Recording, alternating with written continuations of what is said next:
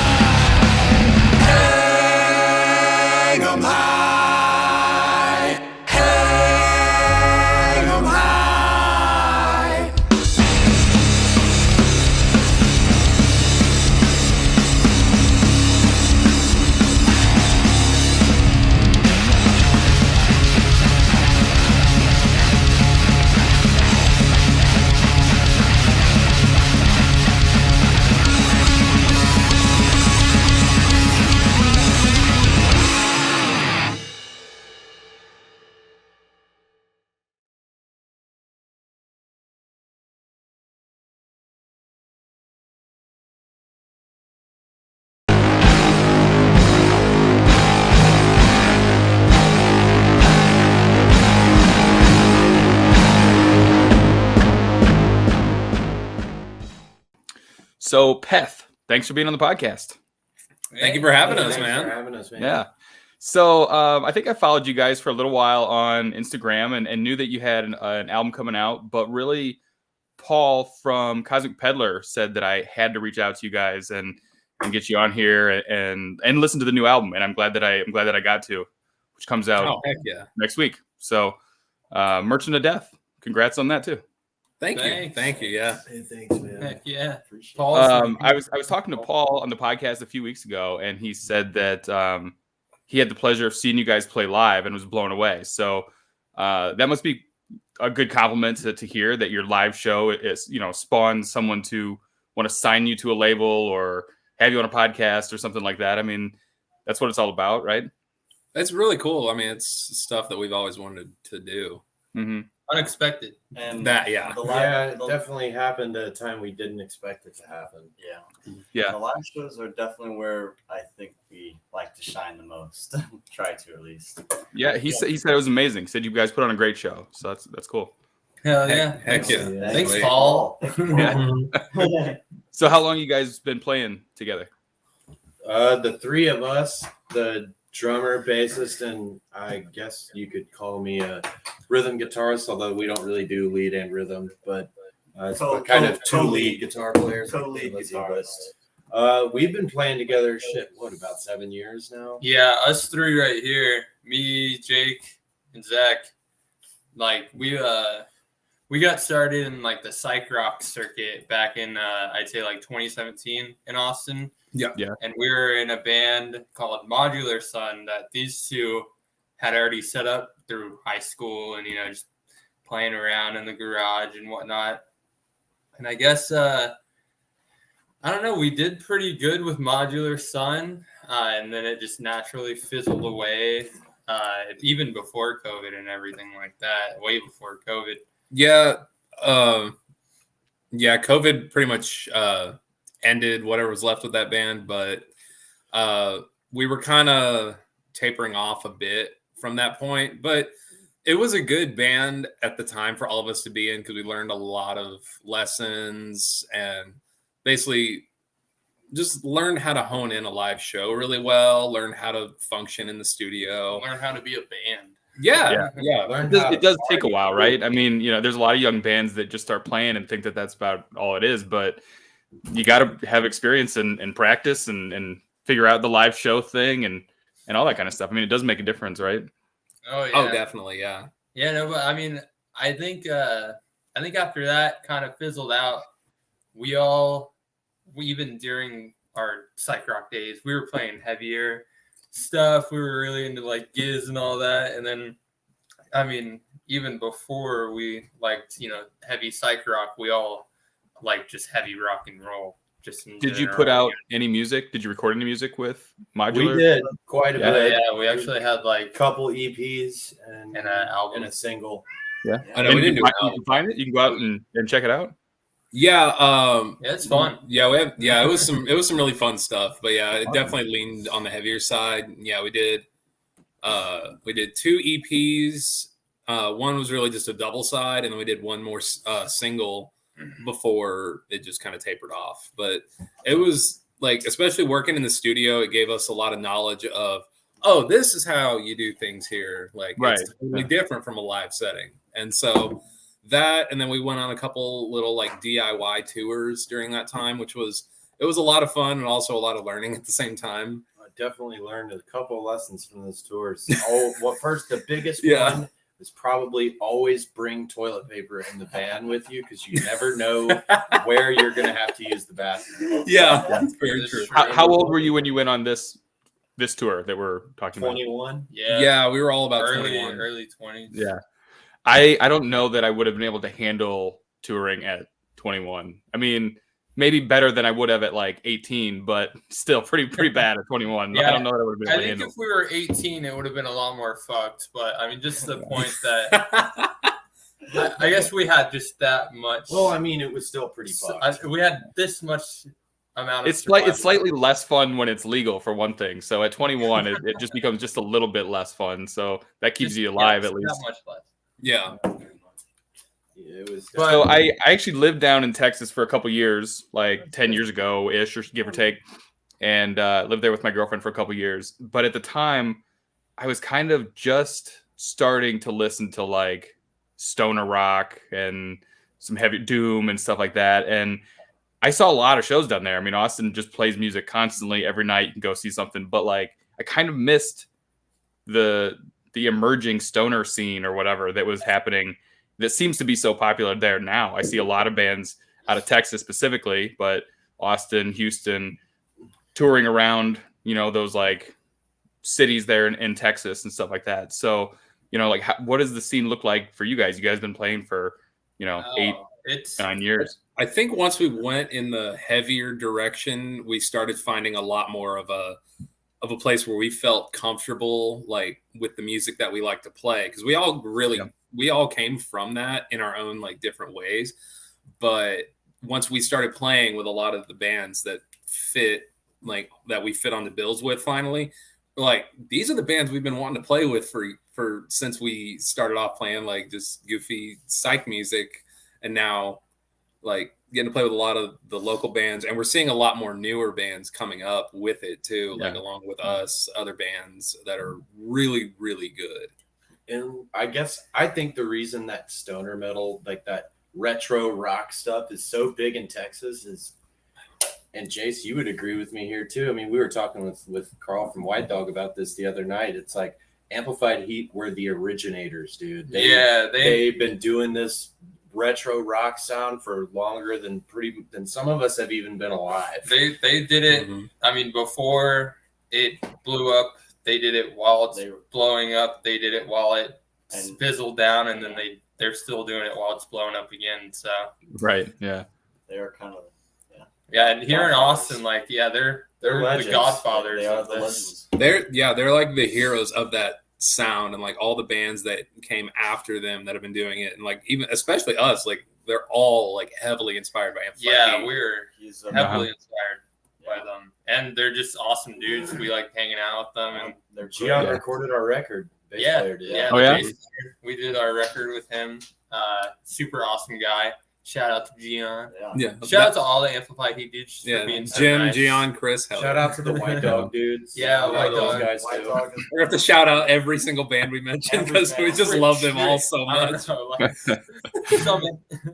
Are you guys are in Austin specifically though? A little bit north of it, but like central Texas, North Austin area. We're on the outskirts. Well, Austin's cool. I mean, everyone knows that Austin's like the live music capital of the world or whatever, but Austin's cool because I feel like it has such an open mind to music anyway that you can be a heavy band and someone that's into like outlaw country can still dig it, you know? Definitely. Good music's good music, and I don't feel like that's necessarily the case everywhere, but Austin has like such an open mind to stuff that you can kind of grow really quickly because you can kind of cross genres a little bit.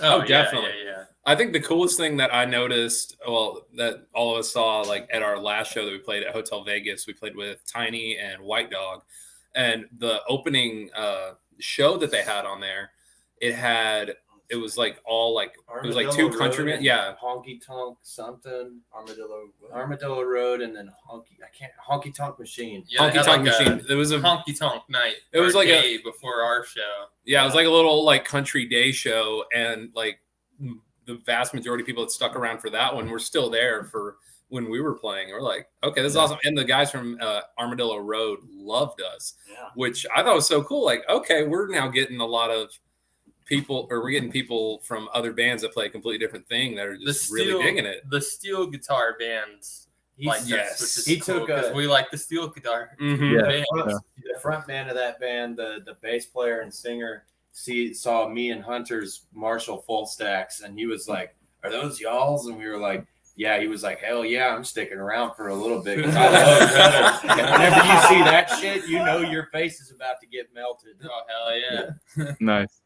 We just need to get two bass drums on the thing now. Where does the name Peth come from? I tried to kind of like look around and see if there was anything, but I wasn't quite sure if I found something or not. So tell us where the name Peth came from. Hold on. What did you find first? All right, so I found two things. I think the first was that there is another band called like Peth something. I don't remember what it was. Maybe it was his last name, or I don't remember what it was. But The Peth. The Peth. The Peth. That's what it was. The Peth. But the Peth. And then the other one was something about like there's a test that you could test about like alcohol and see if it was like if you're an alcoholic or if it was something else, and I don't know what it was, something to do with like alcohol or something. But So I didn't even know that. Peth, if you search up Peth on Google, you're gonna get the blood alcohol test. But I found Peth, Peth, through searching demonology, like old, like folklore and stuff like that, and I found one from France where it was like a story of this demon called Peth who will punish you for flatulence at the dinner table. So basically, if you're a little shitty kid who's can't control their asshole at the dinner table, Peth was gonna come and chop off your thumbs or some shit like that. Some weird old like turn of the century French. He's like the Krampus of farts. Yeah. And they had like a little picture of him and everything, which I kept on like my phone for a long time, but we've never used anything with it. But that's where I found it, and it's very, very, very much hidden deep in the depths of weird internet land. Yeah. And I mean, I can find it on Google, like the original like source and everything, but it probably still take me about like 15-30 minutes searching on the internet. That's amazing. That's such a better answer than I could have possibly expected. Fart demons. Yeah. Yep. That's where we come from. You can't go wrong. Like, the Krampus of farts. I love it. It's also the letter P in the Wookiee language in Star Wars. Shout out to Star Orobesh. Yeah, which is It's basic. It's the script for Galactic Basic. Yeah, some Star Wars language, Which but is basically English in Star Wars. Yeah, it's the P alphabet for English in Star Wars. Yeah, so the letter in P in Star Wars language is pronounced Peth. Gotcha. P-E-T-H.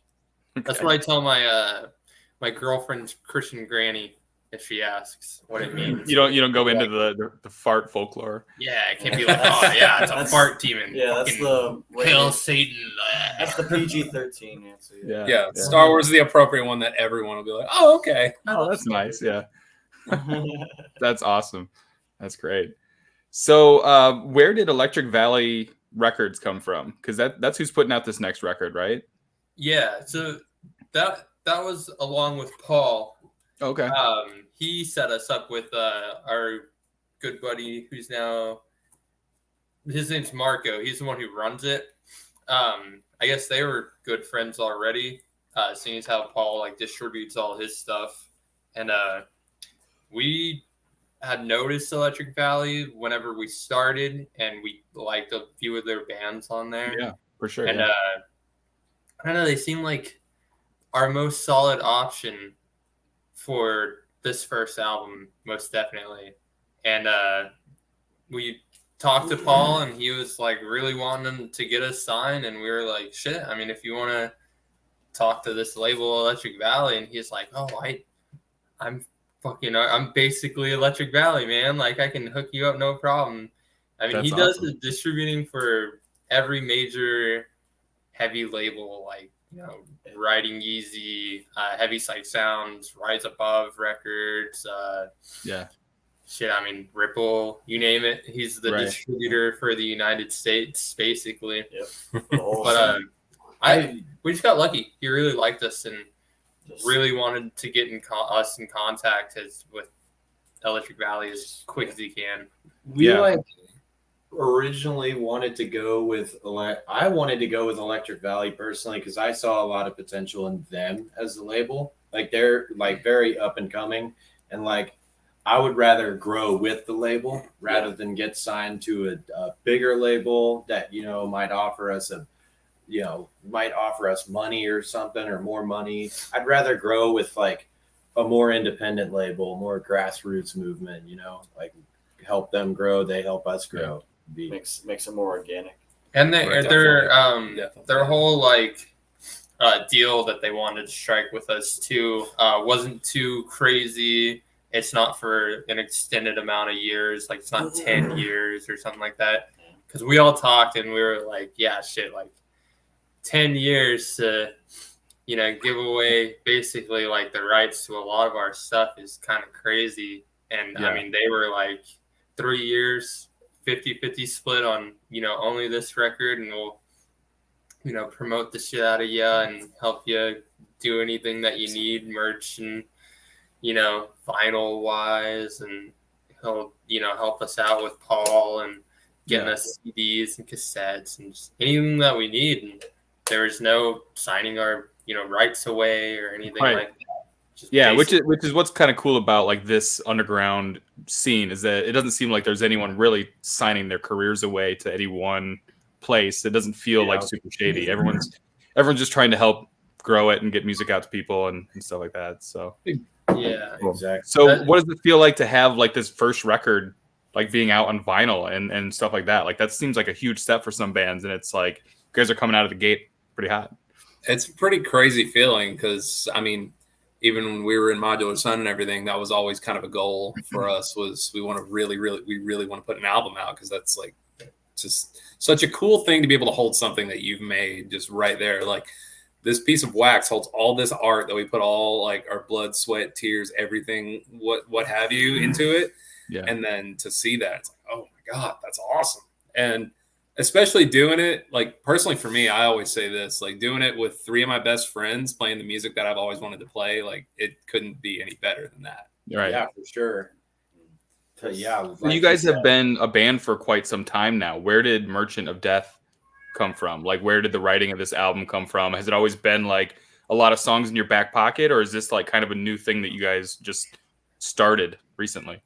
I'd say like, what do you like? A lot of them are 2 years old. Yeah, a lot of them are like. I mean, two of them. I'm sorry, God. No, we just started. We started fresh with this band, so I mean, it was COVID lockdown. Like, I don't know, maybe like a few months into COVID lockdown, and I wanted to start a new project, so I mean, I just got all these guys together and was like, hey, let's finally play the heavy music we've always wanted to play. And I mean, once we started doing that, we didn't want to take any ideas from our old writing styles or writing thought process or anything like that. So I think that that actually helped us a lot because it was just fresh. We had a clear canvas to work with, and it worked out. Yeah, and I mean, especially for myself, Jason, Jake, like all together, since we've been playing for so long, we could already really like bounce ideas really well off of each other. And we knew, especially Jake and him and I have been playing together for almost 10 years at this point. Shit, like, we were in marching band together in high school. Yeah, like we've been together for a while playing together. And him and I have like a really good way of just being able to bounce ideas right back and forth off of each other and be able to speak and say things that only really him and I can understand and just instantly know like, oh, that's what you mean. Okay. And so like we were able to take kind of just that compatibility of writing and then just do it in a completely new way, which was awesome because I'd always wanted to play like heavy, fast-paced stuff because I grew up just always finding a good release and like heavy music. And then now that we're all doing that together, yes, this is perfect. Right. What we've always wanted. And then when we added Hunter in the mix a little bit later on, like it got even better because now him and Jake together, they write like some really sick guitar solos together, guitar harmonies they like bounce back and forth between, and it's just like Hunter is that secret ingredient that just makes everything just spicier and it pops and everything's just fantastic. Yeah, it's almost like Hunter's been with us since we've been Modular Son, even though he was never in Modular Son. I was always around in the friend circles. Yeah. And I also had my own band going called Hollow Skulls that I started when I was 18. I'm 22 now. And I just kind of would see these guys hanging and jamming all the time, and I was like, I want to do something like that. And I would hang out at their band practices when they started, and it just kind of happened. So you guys, I think you already said this, but you guys were all like friends kind of in high school even? These guys, yeah. Yeah, him and Jake went to high school together. Okay. And I didn't know them until my first year out of high school is when I met him and Jake.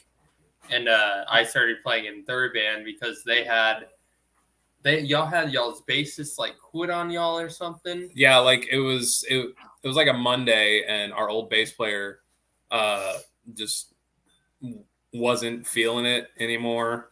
And so we're like, oh shit, we're in a jam here. Like, we don't know what to do. And then I think it was either Jake or our old bandmate Michael was like, hey, let's ask Jace from this other band. And I was like, I hadn't met Jace until we had our first practice together with him as Modular Son. Then Jace comes in and instantly I'm like, okay, I like this guy. This guy's cool as hell. This is gonna work. And it worked for like over a year while we were all together in the band, and it was awesome. Not necessarily even together. You can answer it either way. But what was like your first gig? I'm assuming it probably wasn't like a paid big gig at a bar. I know what it is. Was it like he knows was it like a party? Was it like a house party or anything? Like what was your first gig? Kinda, yeah. Jesus Christ. Okay, I'm gonna see if I can remember. We used to throw these like, so this was like right after we got out of high school, and our friend Michael was like, Oh, I know what his you're gonna parents say. Yeah. were like, they were kind of clueless, honestly. They like, I mean, Don't want to be saying that live on the air, dude. I mean, okay, well, when it came to Sorry, certain Michael's things, parents. when it came to certain things like smoking pot and stuff, there was one time his bass player Trace opened up a big jar of weed in the house, and it stunk up the whole house. His dad comes in and he's like, hey, Lisa, you think Michael left the back door open and a skunk got in the house or something? But that's besides the point. But they would go out of town to like Houston, San Antonio, and spend a couple of days the weekend out there. And we would just throw these ragers at their house just all the time and like invite everybody that he went to high school with, that we went to high school with. And we would throw these shows. It started off as jam sessions. But one day we realized a lot of our friends were in bands. So we threw together a little impromptu like garage backyard show and like played them. And those were I think that was like our first time, Jake and mine's first time playing like together in front of a big crowd of people. And then like our first show where we played with Jace, we played at a co-op down in Austin, and it had like nut house. It was insane. It was Sidewinder. No, wait. That's right. It was Sidewinder was wait. That was I thought that was one after. No, yeah, that was after. Was it really? Yeah, Sidewinder was after. It was Sidewinder then Sahara. Shows you The how much I co-op. was drinking at the time. The co-op was our first one. Yeah, the co-op was our first one. It was actually a couple days after my birthday. It was in February, and we got there at like midnight or like 12:30, and we were booked to play at 1:00. And there was like 250 people inside this tiny ass room. They're just like cramped together, and it's cold as fuck outside. And we go inside, and it's just like sweat city, like everywhere has like condensation. We're like, oh boy, this is gonna be fun. And there's like a mass load of 18, 17, and like 19 and 20-year-olds just fucking shoulder All like fucking packing trashed. this place. Yeah, they're all just like cramped up, like right by this, like all like from one end of the room all the way up to the stage, and we're like, this is the first time we ever played for a crowd like this. Oh my god! All fucking trashed off of Jungle Juice. Yeah, How did it go? Did they Proud, like not it? us. Did they like the music and stuff? Did it go well?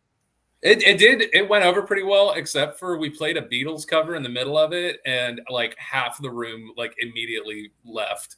And then they came back and we started playing original songs again. We're like, okay, so no Beatles covers. yeah. Interesting. Fuck, yeah. what song did we play? We did It's All Too Much, which I was like, damn. Wait, did we? Yeah. Yeah. I thought we did fucking Nowhere Man. No, we're like, Nowhere Man's not going to go well at a co-op. Nuh-uh. No Beatles went well on a co-op. No, I think we tried to even make It's All Too Much sound a little heavier, and it did not matter at Yeah. all. So what are the plans nowadays for like shows? Are you guys planning like a new tour behind like this record, or what are you thinking for A couple. upcoming dates or anything? We've got 2 shows coming up in May, and those are really just our release shows. Okay. And then I think our main focus is, I mean, definitely getting like some dates booked like during the summer and everything, but really a big focus on writing some new material for album number 2, just so we can really start honing in on like the ideal sound for that. So I think we're wanting to Yeah, exactly. Like Hunter said, we want to keep the ball rolling with the momentum we have, because we've been writing pretty recently over like the last month, and we've been coming up with some really good ideas that we all like.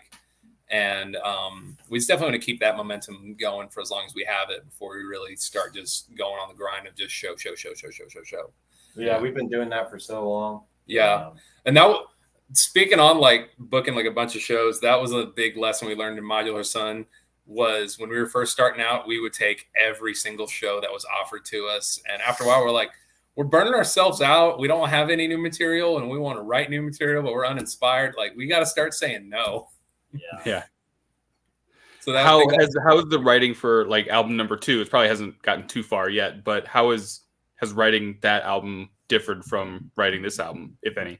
I think we're being a lot more careful to try and kind of hone in on a sound, like a specific sound that we can kind of work with, like kind of like the same thing that we did with the first one, but I think we want to have a little more specific sound, not anything like too different from the first record. I know we want to get heavier.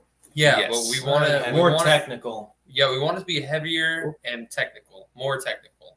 Awesome. Which, I mean, can't go wrong. I mean, Yeah. it's really just, this band is like a hodgepodge of all of our different influences, really. Yeah, It's like we try not to stray or just stick on one certain we each genre. we each have great input, and you can definitely hear what our individual tastes are, but it mixes and melts pretty well. Yeah. I think. It really does. Like, there's no kind of clashing really Nothing- musically or Nothing personality. seems too outlandish or like abrasive to one person's specific taste.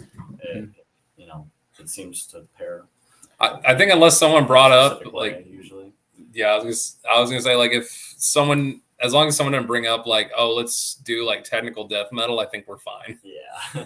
Because then we're all reaching a point Oh, like, oh, fuck. we don't play this. I love Yeah. technical death metal. Yeah. I love listening to it, but I'm not Playing is different. that kind of drummer, man. Yeah, I think like the hardest we probably will do before we cut it off is like like Venom, some Venom sounding song, or some early 80s like Early 80s thrash. New wave of Wow. British heavy metal. yeah. Yeah, that's kind of like where we're gravitating to a little more. It's like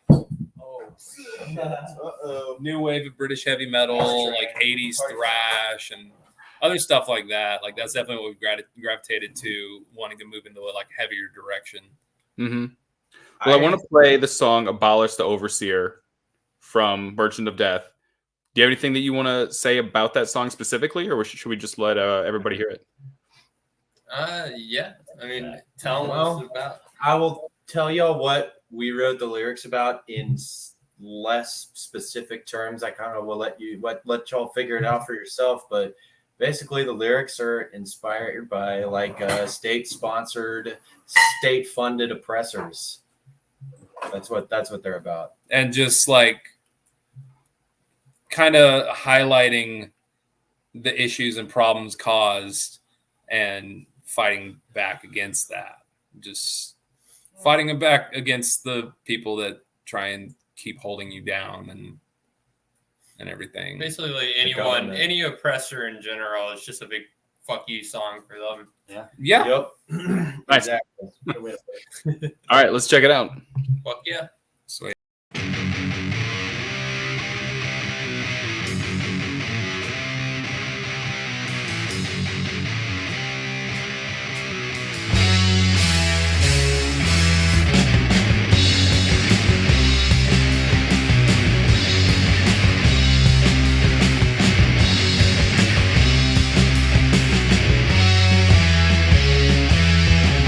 Walking down the street, a siren start to wail like some red and blue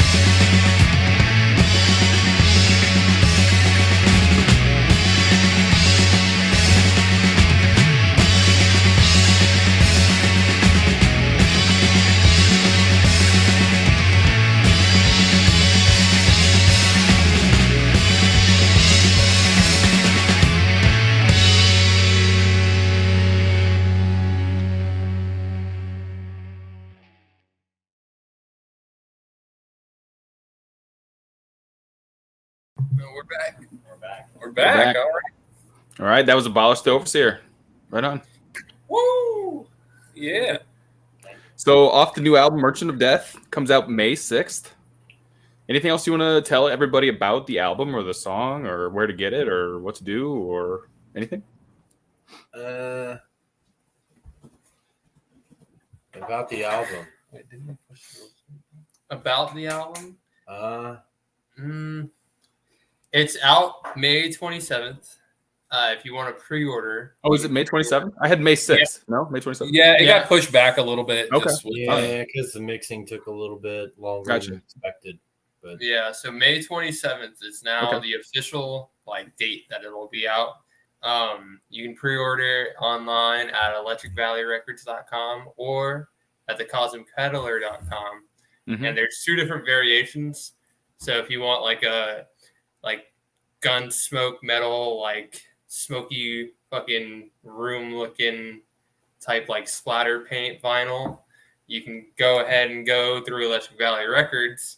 Or if you want a purple and black splatter vinyl, you can go through Cosmic Chaos. Cosmic Peddler. Peddler. Cosmic Peddler. I mean, yeah, Cosmic Peddler. Cosmic Gotcha. Chaos. That's an Friends. Austin band. Yeah. That's our friend. Okay. There's also a Cosmic Artifacts. There's a lot of cosmic shit in this There's scene. a lot so- of, yeah.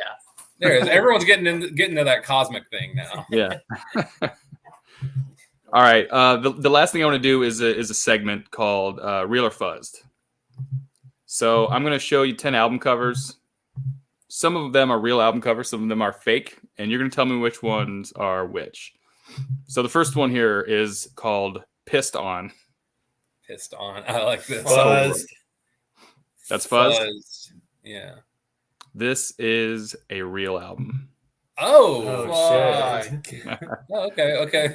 Yep. We got pissed on. I have to Pissed check this on. out I'm gonna have to check this one out tonight afterwards. Instrumental masterpieces by Living Deadtoven. That's Real. Oh, that's fake. Fuzz. That's real. No, that's fake. that's fake. All right, that's Fuzzed. There we go.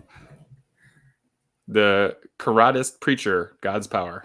That's That's definitely real. That looks. I think that might be real. Whoever fakes that must, if it's fake, they must be really good at Photoshop. Yeah. Yeah, this is a real one. Oh, nice. All right. It looks cool. I would listen to it. Little David Wilkins, King of all the taverns. That's real. Real. Real. That is real. Yep. Little David Wilkins. Little David Wilkins. He looks so happy. Yeah. That's because he's been to He all must of have just Farley. stopped at a Yeah, tavern. that looks like It looks like Chris Farley, but It if does. Chris Farley was around in the 70s. Yeah, for sure. I'm in love with him. Joe Malone, Touch Myself. Oh, that's Oh, fake. Oh, no, that's hold on. gotta be Oh. fake. Wait. Never mind. I've seen some pretty fucked up Photoshop album covers in my life. This could be a case of the Michael Noriegas. Oh, God. That's the worst way to shout somebody out, man. Oh God. That is. I'm sure that's I'm- fake though. I'm gonna That's be gotta the. be fun. I'll be the odd man out. I'll say it's real. This is Fuzzed. Fuck. Ah, That there shit we go. can be real. Real. That one's gonna be Torment. Yeah, I'm pretty sure I've seen that one. I before. kind of fucking love this album I cover. kinda love Actually, That one's awesome. Yeah. Yeah, that one is real. What band is this one? What is that? Yeah, Torment. That was Torment. It's called Torment. Torment. Oh, Torment. Oh, Gotta that's check a them out. sick All right. font. Yeah, just because that. Hell yeah. All right, this one's called Acid Trip. Yep. Dark Side of the Real. Backside. That is real. Real. That. Yeah. Pretty sure that one's real. This is Fuzzed. Oh, that is Damn. fun. Okay. Okay. Somebody must be really good at Photoshop because I can see the line in there from the record and everything. Uh-huh. Mhm. Good. Yeah. Shit. Introducing the Pecker. That looks like Ron Jeremy, dude. It does. I want to say that's Fuzzed. Buzzed. Fuzzed. I'll be the odd man out and say real. This is a real one. Oh, Nice. snap. I'm gonna listen That to looks that. like a live shot, you know? Yeah. It does. It does. Torment and the Pecker, 2 new badass Yep. bands we gotta check. Yeah. This is the meanest looking motherfucker to play the banjo I've ever seen, though. Yeah, Yeah. fucking A. Dude's got that gut. Mhm. Kent. My song. Yeah, that's real. That's got to be a Barbie album. Real. The song in the key of God. Yeah, that's definitely real. Is that the brown note they always talk about? I think Yeah. that's. I I don't know. Like this album would make me puke as soon as I listen to it. This is real. 70s soft rock. This is a real one. I don't. That's gotta be real. Yeah, it's real. Looks like Mr. Rogers if he. I love that his Disco belt Golf buckle. songs in the 70s look just like that. That's His Yeah. belt buckle has the same exact logo on it as the name of the album. Oh my. He had like a custom belt buckle name that just says Kent. Oh, that's hilarious. Yeah. Oh my goodness. Songs for gay dogs. Real. Real. I want to say that's real just because that's fucking awesome. It's real and I want it. I think it's real. All right, that is real. Yep. Oh shit! Okay, nice. We're getting All right, better. so next we're gonna do something called the fuzz round, where you guys have to come up with your own now. I'm gonna show you some pictures, and you can come up with the album cover names. All right, bet. Okay. All right, first one. Oh shit.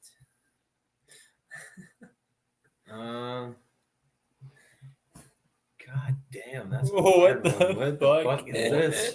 It's like she has half of a tit. Let's call it. Let's call it Cyborg woman. cyborg sex doll. Honestly, yeah. I'll allow Cyborg, it. That's what he's making. cyborg sex doll. He might be making a sex doll. Yeah, I can see that.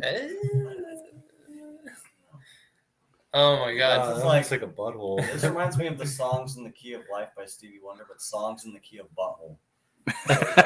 Songs in the key of brown. Yeah. It kind of looks Songs in the sphincter key. like, kind of looks like the 007 logo. But like the barrel's made of flesh. Yeah. Flesh barrel. This Flesh is barrel. Flesh-tastic planet. Yeah, no, flesh barrel. Fleshtastic Planet. By, That's pretty good. yeah, Fleshtastic Oh, Planet. hell. Nice. Flesh test. Oh, okay. These are kind of fucking cool. This is pretty cool. Yeah, this one's actually pretty awesome. I think. Oh, shit. Let's see. Let me think. I'm stumped. I am. Stump. Want to pass? No, call it stumped. He stumped over. Hey. I don't know. Oh shit. Oh shit! Oh my god. Mechanical lobotomy. Kink shame. Shame. Oh, that's perfect. That's Yeah. it. Insane in the membrane. Oh shit! I thought that was Kevin Spacey for a second. I was like, oh my god. That's scary. Spacey Oh Straddle. shit! Spacey Gold digger. Straddles. The gold diggers. They only want you for your money. Oh my goodness. I liked Spacey's travels. That was good. Spacey Spacey Straddles. travels. That's good. Kind of looks like Pee Wee Herman. A little bit. Peth. High school edgelords. Peth every Halloween. Beth Halloween, yeah. Halloween. All right. Half Live at Crack Valhalla. metal. Crack metal. Because that looks like a black metal album cover. Children's Sacrifice. Oh god. I don't know. Shit. That's already like It's already a thing. looks like a satanic ritual. Like some I don't know. Robe thrower. Dope. All right. That was the last one. You did Okay. good. All right, so that's that. Anything else? Anything else you want to tell anybody? Oh yeah, May 27th, day the album's released. We're playing at the Lost Well. Lost Yes. well. Hopefully, Yeah. that one's still. That's- Oh, that one's up in the air. That one's Up in the air. Okay. The day before, though, on the 26th, we'll be playing in San Antonio at High Tones with Summit and Rover. Shout out to Loy. Yeah. Shout out to our boy Loy Smoke for booking that kick-ass show and booking Loy- us on so many Lucifer. kick-ass San Antonio shows. Lucifer, Right on. that's right. But yeah, I guess check out the album. And we got plenty more tasty snacks for you Oh yeah. coming soon. Oh yeah. Right on. Cool. All right. We'll talk to you later. Heck Yeah, yeah. fuck Hail yeah, man. Satan. Peace out. Later. Hail Satan, rock and roll, blast your eardrums. Woo! We